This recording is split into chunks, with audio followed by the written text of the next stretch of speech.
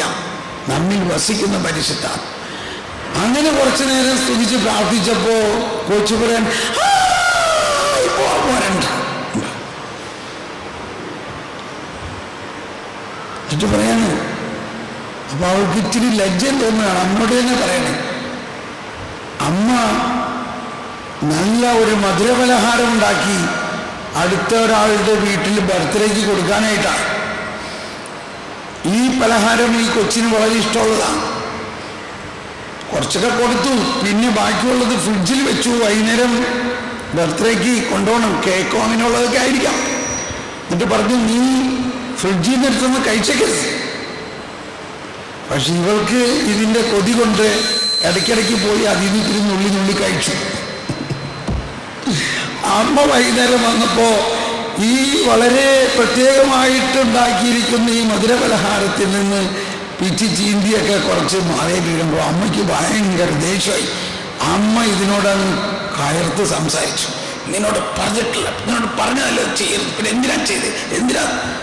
അവൾക്ക് അങ്ങ് ഭയങ്കര പ്രയാസമായി. അവള് ഒരു വാശി പുറത്ത്, എന്നാ ഇനി ഞാൻ ഈ ഫ്രിഡ്ജിൽ നിന്ന് ഒന്നും കഴിക്കില്ല.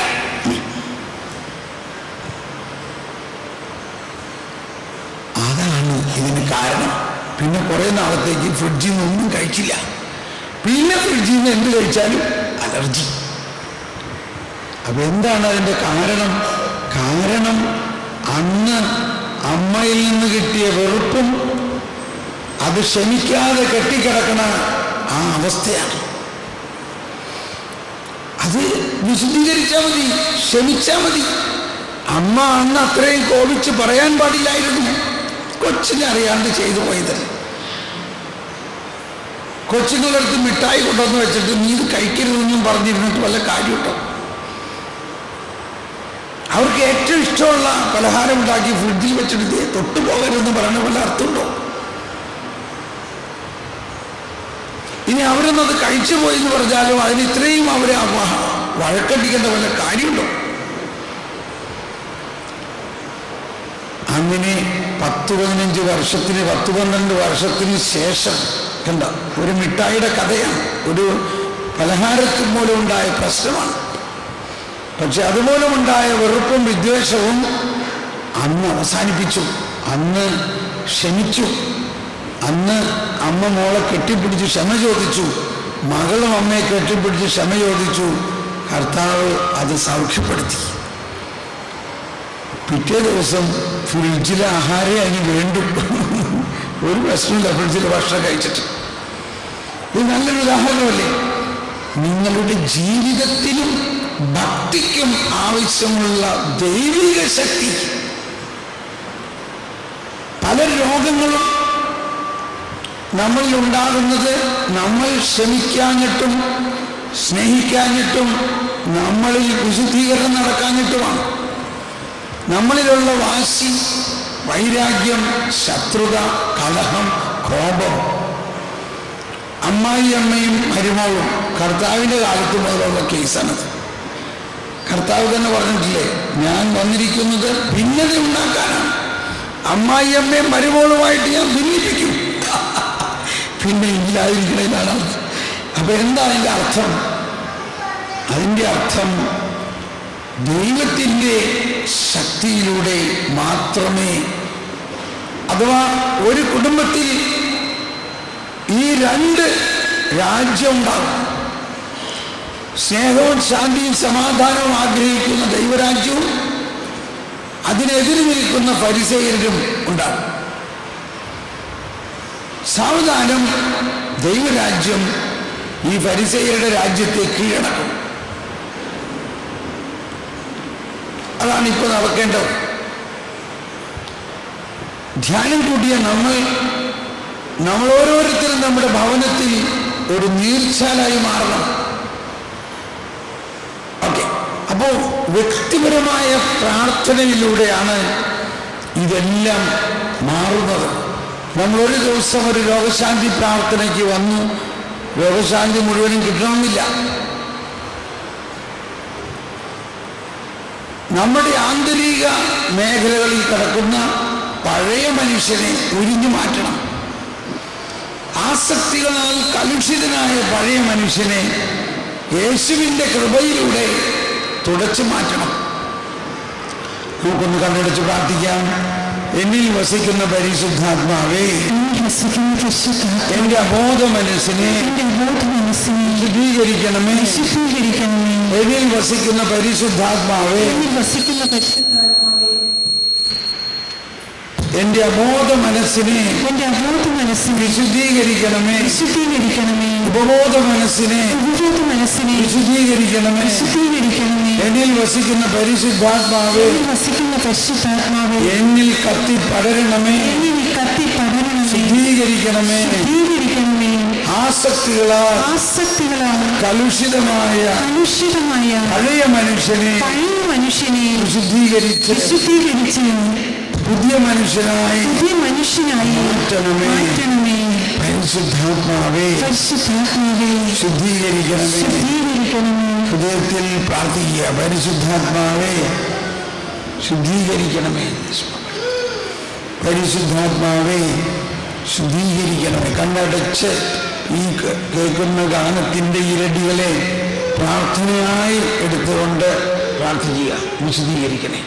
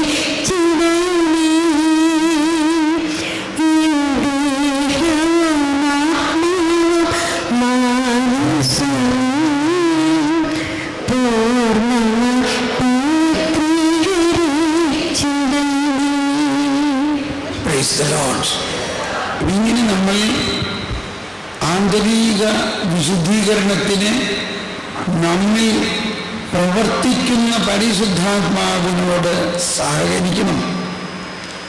ആ പരിശുദ്ധാത്മാവിൻ്റെ കൂടെ സമയം ചെലവഴിക്കണം. അങ്ങനെയാണ് നമ്മൾ വിശുദ്ധിയിലേക്ക് വളരുന്നത്.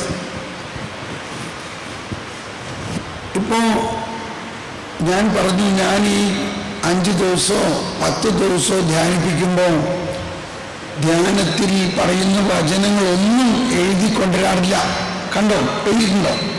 പിന്നെ ഇത് എവിടെ നിന്നാണ് പറയുന്നത്? ഇതെല്ലാം ഹൃദയത്തിൽ എഴുതപ്പെട്ടിരിക്കുന്നു. വാസ്തവത്തിൽ ഇതെന്നെ വളരെയധികം സ്പർശിച്ചൊരു കാര്യമാണ്. ഈശോ നല്ല നിലത്ത് വിത്ത് വിതയ്ക്കുന്നതിൻ്റെ കാര്യം നമ്മൾ ഇന്നലെ കേട്ടു. ചില വിത്തുകൾ വിത്ത് വിതച്ചപ്പോൾ ചിലത് വഴിയരികിൽ വീണു, ചിലത് പാറപ്പുറത്ത് വീണു, ചിലത് മുള്ളുകൾക്കിടയിൽ വീണു, ചിലത് നല്ല നിലത്ത് വീണു.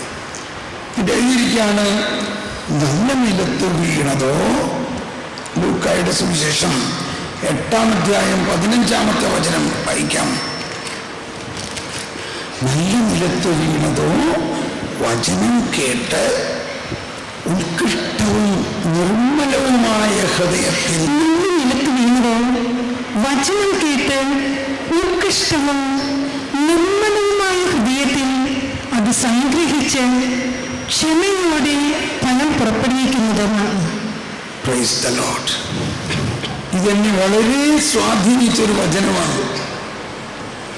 അപ്പോൾ എൻ്റെ ഉള്ളിൽ ഫലം പുറപ്പെടുവിക്കണമെങ്കിൽ ദൈവത്തിൻ്റെ വചനം, യേശുക്രിസ്തുവാകുന്ന വചനം, പഴയ നിയമത്തിലെ വചനമല്ല, മനുഷ്യനായി അവതരിച്ച വചനം എൻ്റെ ഹൃദയത്തിൽ വേരുപാകണം. അതിനെന്താ ചെയ്യേണ്ടത്? വളരെ നല്ല ഒരു ഉദാഹരണം പറഞ്ഞേക്കണേ. നമ്മൾ കൃഷിക്കാരെ കൃഷി ഇറക്കുന്നതിന് മുമ്പ് നെല്ല് വിതയ്ക്കാൻ ഒരു ദിവസം മതി. പക്ഷേ ഒരു ദിവസം നെല്ല് വിതയ്ക്കേണ്ട പാടം ഉഴുത് മറിച്ച് കട്ട ഉടച്ച് നിരപ്പാക്കണമെങ്കിൽ പല ദിവസങ്ങൾ വേണ്ടിവരും, ഇല്ലേ? ഒരു വിദ്യാഭ്യാസവും ഇല്ലാത്ത കൃഷിക്കാരനായാലും ഈ പാടം, കണ്ടം, വയല് കട്ട ഉടച്ച് ഉഴുതു മറിച്ച് കട്ട ഉടയ്ക്കാതെ ആരെങ്കിലും വിതയ്ക്കോ? ഈ ഒരു തത്വമാണ് നമ്മുടെ ജീവിതത്തിൽ. വചനം നമ്മൾ കുറെ കേട്ടത് കൊണ്ട് കാര്യമില്ല. ആ വചനം കേൾക്കുന്നതിന് മുൻപ് വചനം സംഗ്രഹിക്കണമെങ്കിൽ നമ്മുടെ ഹൃദയത്തിൽ ഉഴുതുമറിച്ച് കട്ടയുടച്ച് വിശുദ്ധീകരിച്ച് നല്ല നിലവാക്കണം. അതിനെന്ത് ചെയ്യണം എന്ന് ഞാനിങ്ങനെ പ്രാർത്ഥിച്ചപ്പോൾ ഹൃദയ വിശുദ്ധീകരണത്തിൻ്റെ പ്രാർത്ഥനകൾ എൻ്റെ ഹൃദയത്തിൽ നിന്ന് ഉയർന്നു. അതാണ് ഇത്രയും വിപുലമായ ഒരു പ്രാർത്ഥനയായി മാറിയത്. ഞങ്ങളുടെ ടീമിലുള്ള നിരവധി പേർക്ക് യോഹന്നാന്റെ ഈ 3-4 സുവിശേഷങ്ങളും ബൈഹാർട്ട് പറയാനറിയാം. കാരണം ഈ കട്ടയുടച്ച്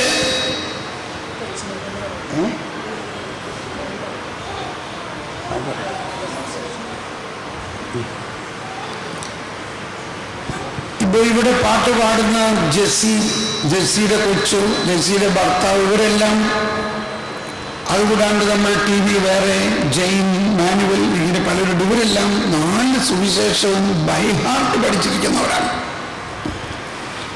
നമ്മൾ കാണുന്നുണ്ടല്ലോ, ആ മകൾ സങ്കീർത്തനം പാടുമ്പോൾ പുസ്തകം വല്ലതും നോക്കിയിട്ടാണോ പാടണേ? ഈ സങ്കീർത്തനങ്ങളെല്ലാം അവർക്ക് ബൈഹാർട്ടാണ്. ഇത് നമുക്കെല്ലാവർക്കും സാധ്യമാണ്. ഞാൻ അച്ഛന്മാർക്കും സിസ്റ്റേഴ്സിനും സെമിനാരിയിലുമൊക്കെ ക്ലാസ് എടുക്കുമ്പോൾ പറയും, കന്യാസ്ത്രീ ആകാൻ പഠിക്കുന്ന കാലത്ത്, അച്ഛനാവാൻ പഠിക്കുന്ന കാലത്ത് ചെയ്യേണ്ടതും നമ്മുടെ വീട്ടിലെ കുഞ്ഞു മക്കൾ പഠിക്കേണ്ടതും വചനം, സങ്കീർത്തനവും കാണാപ്പാഠം പഠിക്കുക. നമ്മൾ കവിതകളും സ്കൂളിൽ പഠിപ്പിക്കുന്ന കാര്യങ്ങളൊക്കെ കാണാപ്പാഠം പഠിക്കുന്നുണ്ട്, ഇല്ലെങ്കിൽ മാർക്ക് കിട്ടില്ല. പക്ഷേ ദൈവവചനം സങ്കീർത്തനങ്ങളും കാണാപ്പാഠം പഠിക്കണമെങ്കിൽ ഹൃദയ ശുദ്ധീകരണം വേണം. അങ്ങനെ ഞാൻ ദിവസങ്ങളോളം ഹൃദയ ശുദ്ധീകരണത്തിന് വേണ്ടി പ്രാർത്ഥിക്കുകയും ഇന്നും പ്രാർത്ഥിക്കുന്നു. അങ്ങനെ ഹൃദയ ശുദ്ധീകരണത്തിന് ശേഷം വചനം വായിക്കുമ്പോൾ വചനം ഹൃദയത്തിൽ സംഗ്രഹിക്കപ്പെടുന്നു. അപ്പൊ നിങ്ങളിങ്ങനെ ഒന്ന് പരീക്ഷിക്കണം. 1 മണിക്കൂർ സമയം ഹൃദയ വിശുദ്ധീകരണത്തിന് പ്രാർത്ഥിച്ചതിന് ശേഷം അതിനുശേഷം വചനം ഭക്ഷിക്കുക, വചനം വായിക്കുക. ആ വചനം ഹൃദയത്തിൽ തങ്ങി നിൽക്കും. അല്ലെങ്കിൽ വഴിയരിയിൽ വീണ പോലെ ആയിരിക്കും. എന്താ വഴിയരിയിൽ വീണത്? പറവകൾ വന്നത് എടുത്തുകൊണ്ടുപോയി, പിശാച് എടുത്തുകൊണ്ടുപോയി. അപ്പോൾ ദൈവവചനം ഹൃദയത്തിൽ സംഗ്രഹിക്കപ്പെടുന്നതിന് ഹൃദയം നല്ല നിലമാകണം. വചനം മാംസമാകണമെങ്കിൽ ഹൃദയം വിശുദ്ധീകരിക്കപ്പെടണം. ആ ഉപമയാണ് വിധക്കാരന്റെ ഉപമ.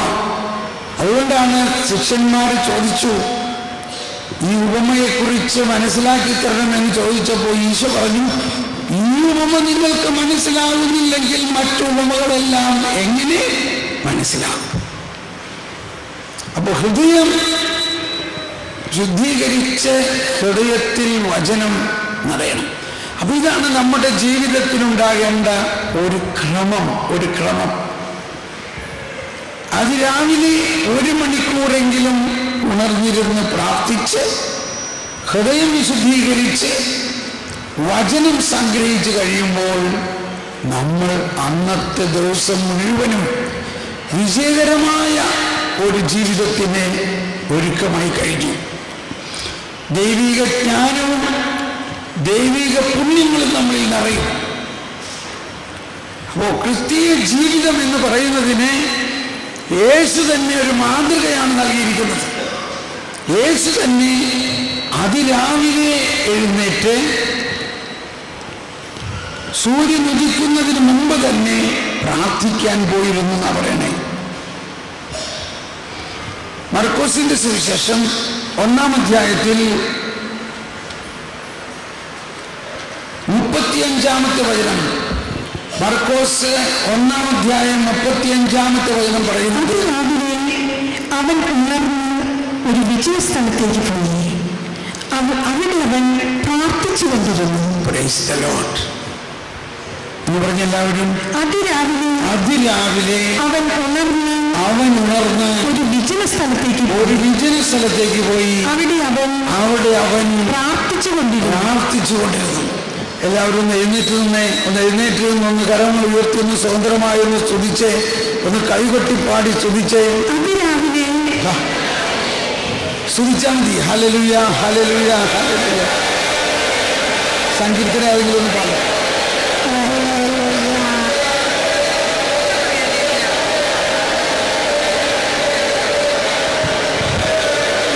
സിംഹക്കുട്ടികൾ കൈയടിച്ച് കർത്താവിന്റെ